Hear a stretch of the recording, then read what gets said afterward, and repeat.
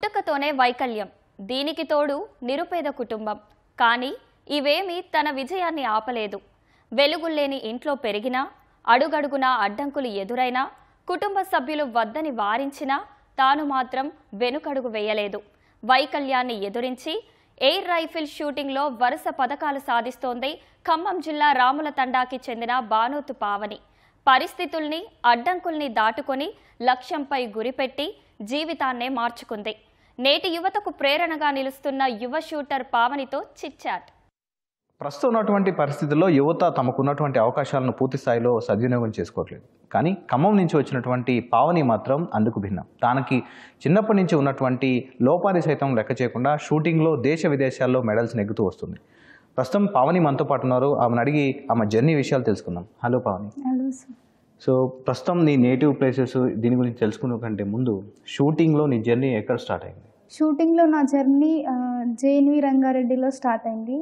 అక్కడ ఆదిత్య మెహతా ఫౌండేషన్ వాళ్ళు క్యాంప్ పెట్టారు, టాలెంట్ అండ్ ట్రైనింగ్ క్యాంప్ అని. అది 10 రోజుల పాటు జరిగింది. అంటే డిఫరెంట్ గేమ్స్ ఆడిపించారు. Like shot puts, running, swimming, badminton అన్నీ ఆడిపించారు. షూటింగ్ కూడా ఆడిపించారు. అంటే అన్నిటికంటే దీంట్లో కొంచెం బాగుందని చెప్పి మా కోచ్ విజయ్ మోహన్ సింగం సార్ గారు, అంటే దీంట్లో వెళ్తే ముందు లైఫ్లో తను బాగుంటుందని చెప్పి దీంట్లో ఆదిత్య వాళ్ళు స్టార్ట్ చేసినటువంటి ఆ క్యాంపెయిన్లో మీరు అక్కడి నుంచి జర్నీ ఇప్పటి వరకు వరుసగా ఎక్కడెక్కడ మెడల్స్ గెలుస్తూ వచ్చారు జూనియర్స్ అండ్ సీనియర్స్లో? నేను నా షూటింగ్ 2023లో స్టార్ట్ చేశాను. వచ్చిన వెంటనే ఒక వారం రోజులు మా కోచ్ సార్ ట్రైనింగ్ ఇచ్చారు ఇక్కడ ఆదిత్య మెహతా ఫౌండేషన్లో. ఆ ట్రైనింగ్ తర్వాత జోనల్ అని కాంపిటీషన్ ఉండే, అది ఢిల్లీలో జరిగింది. అక్కడ వెళ్ళి 2nd ప్లేస్ తెచ్చుకున్నా, సిల్వర్ మెడల్ వచ్చింది. 2023లోనే నేషనల్స్ అయింది, దాంట్లో జూనియర్స్లో గోల్డ్ మెడల్ వచ్చింది. దాని తర్వాత వరల్డ్ కప్ 2024 WSPS అని జరిగింది ఢిల్లీలో. దాంట్లో మిక్స్డ్ టీమ్ ఈవెంట్లో బ్రాంజ్ మెడల్ వచ్చింది. ఇంకో నేషనల్స్ అయింది, అది పూణేలో అయింది. దాంట్లో R5 జూనియర్స్లో బ్రాంజ్ మెడల్ వచ్చింది, R4 జూనియర్స్లో బ్రాంజ్ మెడల్ వచ్చింది. నేను 2023లో జోనల్ కాంపిటీషన్కి వెళ్ళాను, అది ఢిల్లీలో జరిగింది. దాంట్లో సిల్వర్ మెడల్ వచ్చింది. దాని తర్వాత అదే సంవత్సరంలో నేషనల్స్కి వెళ్ళాను, దాంట్లో జూనియర్స్లో గోల్డ్ మెడల్ వచ్చింది. తర్వాత వరల్డ్ కప్ ఇంటర్నేషనల్ ఢిల్లీలోనే జరిగింది, దాంట్లో మిక్స్డ్ టీమ్ ఈవెంట్లో బ్రాంజ్ మెడల్ వచ్చింది. తర్వాత నేషనల్స్కి వెళ్ళాను, ఇంకో నేషనల్స్కి R4 జూనియర్స్లో బ్రాంజ్ మెడల్ వచ్చింది, R5 జూనియర్స్లో బ్రాంజ్ మెడల్ వచ్చింది. దాని తర్వాత ఖేలో ఇండియాకి వెళ్ళాం, అది 2025 ఢిల్లీలో జరిగింది. దాంట్లో బ్రాంజ్ మెడల్ వచ్చింది. వరల్డ్ ఎబిలిటీ పారా గేమ్స్ థైలాండ్లో జరిగింది, దాంట్లో బ్రాంజ్ మెడల్ వచ్చింది. సో ఇన్ని మెడల్స్, అంటే నీలో ఉన్నటువంటి ఎబిలిటీని గుర్తించి ఇన్ని మెడల్స్ సాధించడానికి మీ వెనుక మీ కోచ్ పాత్ర ఎంత ఉంది? అంటే ఎఫర్ట్స్ మొత్తం సర్వే ఉన్నాయి అంటే నేను ఫోకస్ చేయడానికి మాత్రం, అంటే ప్రాసెస్ కానీ ఏమైనా ఉన్నా కానీ సరే చెప్పేటోళ్ళు, ఎక్కడ మిస్టేక్ ఉన్నా కానీ సరే చెప్పేవాళ్ళు. సార్ లేకపోతే ఈ మెడల్స్ అన్నీ వచ్చాయి కాదు. అంటే ఈ స్థాయికి రావడానికి మీరు ఎన్ని కష్టాలు పడ్డారు? చిన్ననాటి నుంచి మీరుకున్న లోపాన్ని ఎవరైనా ఎత్తిపొడిచారా ఎప్పుడైనా? దాన్ని ఏ విధంగా మీరు ఓవర్కమ్ చేయగలిగారు? అంటే చిన్నప్పుడు అనేటోళ్ళు, అంటే ఊళ్ళో వాళ్ళందరూ అయ్యో పాపం చేయలేదు, ఏం చేయగలుగుతుంది, కష్టం కూడా పడలేదు అని చెప్పి చాలామంది అనేటోళ్ళు. కానీ పేరెంట్స్ ఏమనేటోళ్ళు కాదు. నేను కూడా అనుకున్నా, వాళ్ళు అనుకుంటే అనుకోనియండి, నేను ఏదో ఒక రోజు ఏదో ఒకటి సాధించి చూపించి వాళ్ళకి, అంటే వాళ్ళ నోర్లు మూయించేలా చేద్దామని అట్లుండే. కానీ అప్పటికి నాకు తెలియదు ఏం చేయాలో. తర్వాత ఆదిత్య మెహతా ఫౌండేషన్ వాళ్ళే నాకు ఒక దారి చూపించారు. అసలు నిజంగానే ఒక షూటర్ అవుదా అంటున్నా, నీకు ఏదైనా ఏముందా? ఎందుకు ఇటువైపే రావాలన్నా, లేకపోతే నీకు సపరేట్గా అంటూ ఏముందా నీకు? షూటర్ కాకముందు నాకు డాక్టర్ అవ్వాలనే కోరిక ఉండే, కానీ నేను ఇంటర్ అయిపోయాక 2025లో నీట్ ఎగ్జామ్ ఇచ్చాను. దాంట్లో క్వాలిఫై అవ్వలేకపోవడం వల్ల నేను అనుకున్నా లాంగ్ టర్మ్ తీసుకుందామని.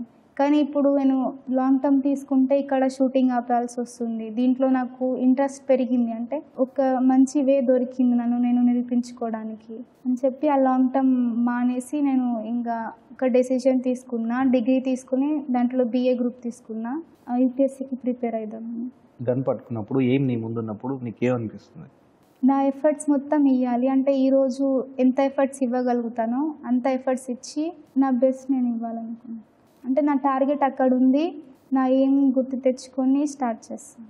ఎంత ప్లేయర్ అయినా సరే అప్ అండ్ డౌన్స్ ఉంటాయి.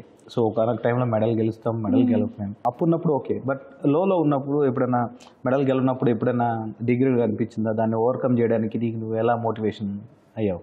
ఒక్కొక్కసారి డిమోటివేట్ అవుతా, అయ్యో ఇంత కష్టపడి కూడా మెడల్ రాలేదని చెప్పి. ఒక దాంట్లోంచి ఒక లెసన్ నేర్చుకోగలుగుతాం మనం, అంటే ఇంకెంత ప్రాక్టీస్ చేయాలి అని చెప్పి నేర్చుకుంటాం.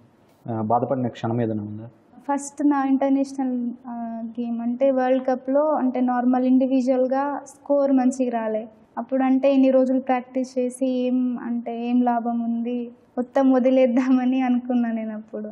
కానీ తర్వాతకి మా కోచ్ అంటే ఇంకా చెప్పారు, ఏం కాదు, నీకు చాలా పెద్ద లైఫ్ ఉంది, ఇదొక్కటే అనుకుంటే అందరికీ రాదు, ముగ్గురికే వస్తుంది, వాళ్ళు కూడా అందరు అనుకొని ఆపేయాలి కదా, నువ్వెందుకు అందరిలాగా అనుకుంటావు, నీకు ఇంకా పెద్ద ఫ్యూచర్ ఉంది, మేము సపోర్ట్ చేస్తున్నాం కదా, ఏం కాదు అని చెప్పి నన్ను ఇంకా మోటివేట్ చేసి.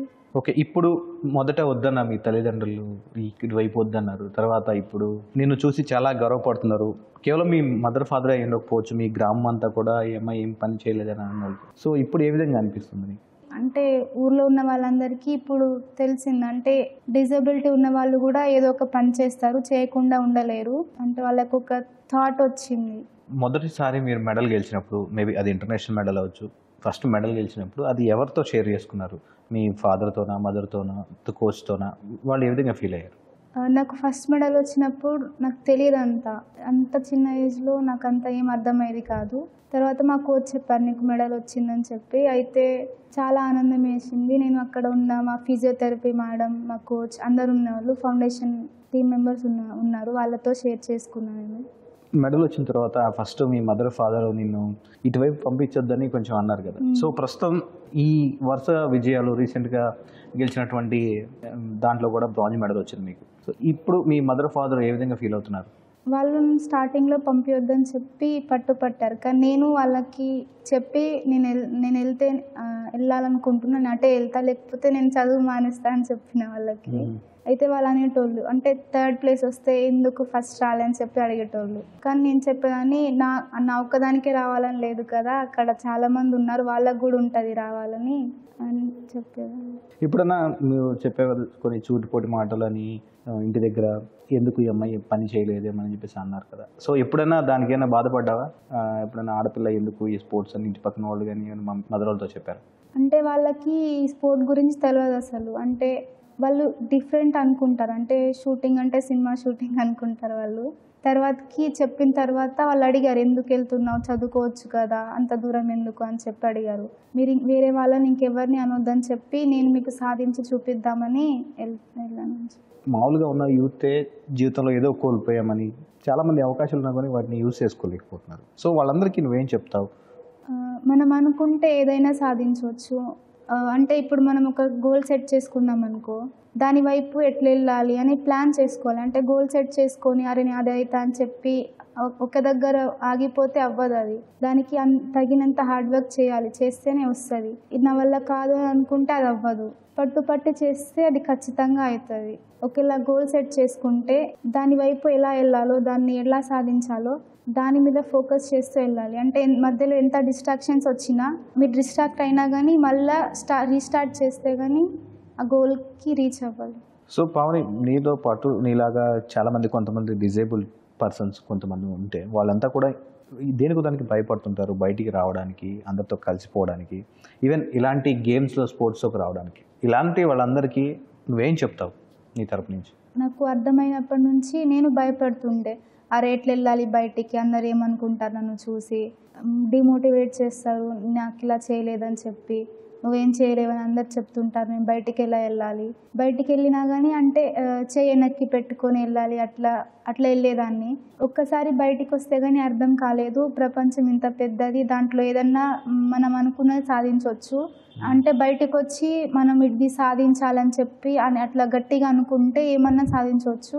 నేను కూడా అట్లా అనుకుని సాధించాను, అంటే ఈ మొత్తం ఓవర్కమ్ చేసి ముందుకు వెళ్ళగలిగాను. ఇప్పుడు బయటికి వెళ్ళేటప్పుడు నేను చాలా ప్రౌడ్గా ఫీల్ అయ్యి వెళ్తాను. బయట చాలా ఆపర్చునిటీస్ ఉంటాయి, ఇట్లా షూటింగ్ ఒక్కటే అని కాదు, చాలా డిఫరెంట్ గేమ్స్ కూడా ఉన్నాయి, మీ ఇష్టమైనది ఆడవచ్చు మీరు. మీలో నేను ఒక్కదాన్ని, నేను కూడా సాధించాను. నా 2 మెడల్స్, ఒకటి వరల్డ్ కప్ 2024లో బ్రాంజ్ మెడల్ వచ్చింది, ఇంకొకటి రీసెంట్గా జరిగింది థాయిలాండ్లో వరల్డ్ ఎబిలిటీ గేమ్స్, దాంట్లో బ్రాంజ్ మెడల్ సాధించాను. Thank you so much Pavani. మీ గెలిచిన మెడల్స్కి కంగ్రాచులేషన్స్, అండ్ ఫ్యూచర్లో మీరు ఆడబోయేటువంటి గేమ్స్ కూడా మీరు పథకాలు గెలవాలని కోరుకుంటున్నాను. రైట్, అది పావని జర్నీ చాలామందికి స్ఫూర్తిదాయకం. సో అదేవిధంగా పావని మరికొన్ని విజయాలు సాధించాలని కోరుకుందాం. కెమెరామెన్ సూర్యతో నాగార్జున, ఈటీవీ న్యూస్, హైదరాబాద్.